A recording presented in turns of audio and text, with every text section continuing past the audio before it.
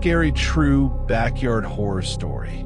Some houses hide secrets in their walls. Others hide them underground. But sometimes the scariest thing about a home isn't inside the house at all. It's waiting in the backyard. This story was shared by someone who asked to remain anonymous. After hearing what happened, you'll understand why.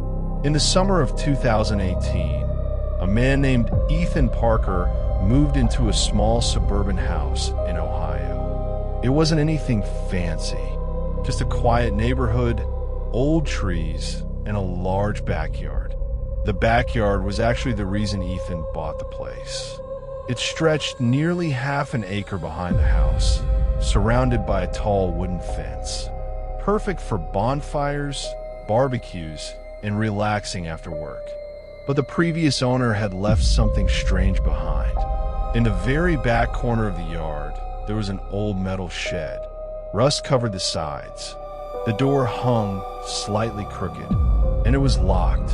The realtor told Ethan the previous owner used it for storage and had lost the key years ago. So Ethan ignored it. At first, about 2 weeks after moving in, Ethan started hearing noises outside at night.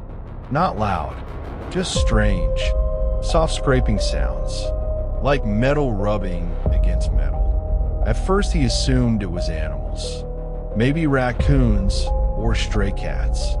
But one night, around 2:30 a.m., the sound woke him up again. This time it was different, a slow dragging noise, coming from the backyard. Ethan walked to the window and looked outside. The yard was dark. The only light came from the street lamp spilling over the fence.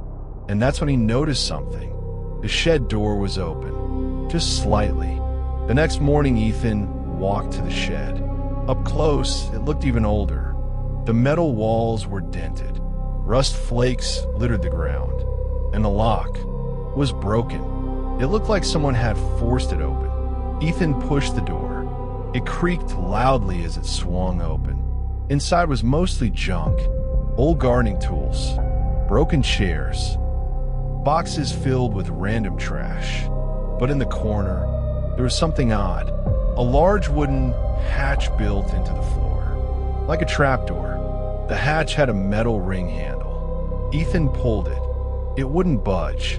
Something heavy was holding it down from below. That immediately made him uncomfortable, because trapdoors usually open downward, not upward, meaning something was pushing against it from underneath.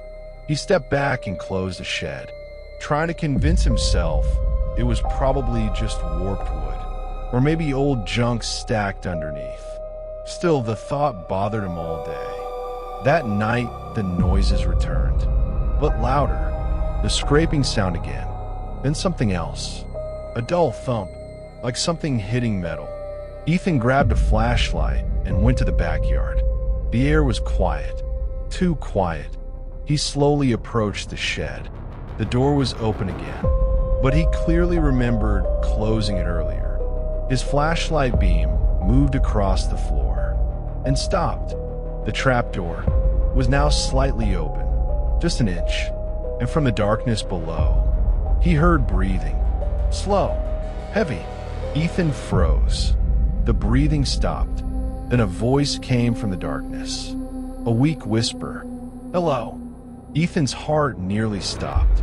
He slammed the trapdoor shut and ran back to the house, locking every door, calling the police immediately. When the police arrived, they searched the shed. They forced open the trapdoor. Underneath, it was a small underground space, like a crude bunker. And inside, they found a man, filthy, thin, and barely conscious. The man had been living there for weeks, maybe longer. The man told police something disturbing. He wasn't homeless. He used to live in the house. Years earlier, after losing the house during a divorce, he had secretly built the underground space beneath the shed. He had nowhere else to go, so he returned and started living underneath the property, watching the house, watching Ethan, waiting for the right time to come back inside. Before the police took him away, he said something that made Ethan move out of the house 2 weeks later. The man looked at him and said, "I wasn't trying to scare you. I just needed a little more time to dig the tunnel into your basement." Police later searched the underground space, and they found something chilling: a half-finished tunnel pointing directly toward the house, toward Ethan's bedroom, which means if Ethan hadn't heard the noises that night, someone might have eventually crawled into the house from underneath, and Ethan would never have known until it was too late.